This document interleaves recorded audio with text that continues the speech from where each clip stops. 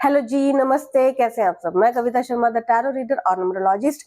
आज हम बात कर रहे हैं, जैसे कि हम सब जानते हैं कि साल के 6 महीने गुजर चुके हैं और बाकी के जो 6 महीने बचे हैं वो कैसे रहेंगे हम सब के लिए, 12 की 12 राशियों पर उनका कैसा प्रभाव रहेगा, वो आज हम देखने की कोशिश कर रहे हैं। जैसे कि जुलाई 2025 से लेकर दिसंबर 2025 तक का समय मेरी 12 की 12 राशियों पर कैसा रहेगा, 12 राशियों के लिए कैसे रहेगा, वो आज हम देखेंगे।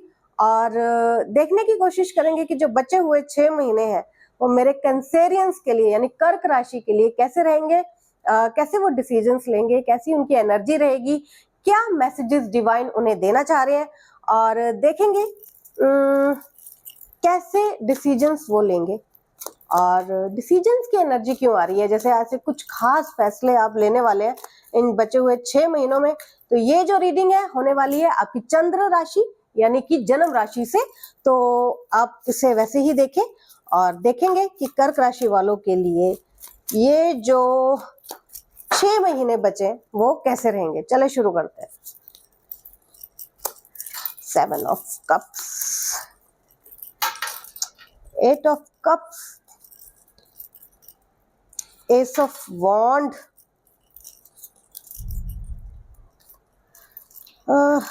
6 ऑफ स्वॉर्ड,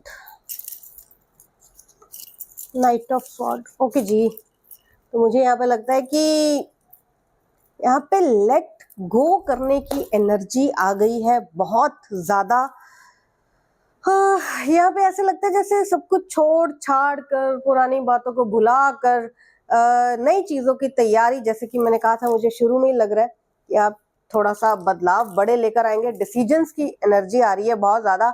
अब आप चूज करना चाहेंगे कि कैसे बचे हुए 6 महीनों में कैसे लोग आपके साथ चलेंगे आगे तक, या वो एक जो एटीट्यूड होता है माई वे और हाईवे वाला कि भाई या तो मेरे हिसाब से हो जाए या फिर किनारा कशी कर ले। तो यहाँ पे वो बहुत ज्यादा आ गया है कि कर्क राशि वालों का बिल्कुल मूड नहीं है लोगों को एंटरटेन करने का, उनको इंजॉय कराने का, उनको अपने ऊपर बातें करने के मौके देने का, या वो आए उनके ऊपर तंज कसें, उनकी कमियां बताएं, उनकी क्या उन्होंने अभी तक अचीव किया है, क्या उन्होंने मौके छोड़े हैं, कैसी अपॉर्चुनिटीज को उन्होंने छोड़ा है। ऐसी कुछ बातों को अब शायद वो एंटरटेन नहीं करना चाहते, वो सुनना नहीं चाहते, शायद वो पक गए हैं, थक गए हैं लोगों से अपनी कमियां सुनते सुनते सुनते। तो यहाँ पे मुझे ऐसा लगता है कि अब आपका बिल्कुल मूड नहीं है, आपका मन है कि भाई अब बात की जाए, मुझे मेरे बारे में बताया जाए, और सॉरी फॉर डिस्टर्बेंस। तो यहाँ पे ऐसा लगता है कि जैसे एक अवेकनिंग आपके साथ हो रही है। आपको लगता है कि अब अवेकन होने का टाइम है, अब अवेयर होने का टाइम है, अब एक वेकअप कॉल जैसे किसी को आ रही होती है भगवान की तरफ से, डिवाइन की तरफ से, उनके अंदर वो एक दिया जलता हुआ दिखाई दे रहा है। ऐसा लगता है जैसे सुबह के टाइम अगर आप दिया जलाते हैं तो उससे अंधेरा कम नहीं होता, लेकिन उससे आपके अंदर की कमियां बाहर आ जाती हैं। तो यहाँ पे कुछ ऐसा एटीट्यूड मुझे दिखाई दे रहा है कि हो सकता है कि मेरे जो कंसेरियंस हैं इस मंथ में थोड़े से हार्श डिसीजन लेते हुए मुझे दिखाई दे रहे हैं। बहुत ज्यादा पॉसिबिलिटी है कि वो जो फैसले लेंगे बहुत सारे लोगों को पसंद नहीं आएंगे। तो हो सकता है कि थोड़े दिल टूट जाए, थोड़े से लोग आपसे नाराज हो जाएं, बहुत ज्यादा पॉसिबिलिटी है।